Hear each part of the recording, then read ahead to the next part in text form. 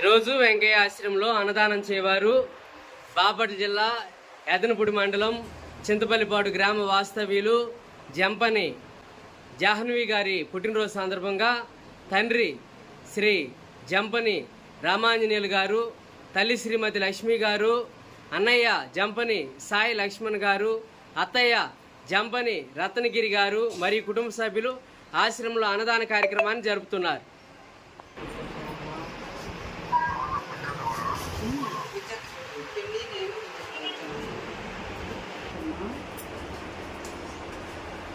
జంపని జాహ్నవి గారి పుట్టినరోజు సందర్భంగా వారి తండ్రి రామాంజనేయులు గారు, తల్లి లక్ష్మీ మేడం గారు మరియు కుటుంబ సభ్యులు ఆశ్రమంలో అన్నదాన కార్యక్రమాన్ని జరుపుతున్నారు. ఈ కార్యక్రమంలో అనిత మేడం, కృష్ణవేణి మేడం గారు పాల్గొన్నారు.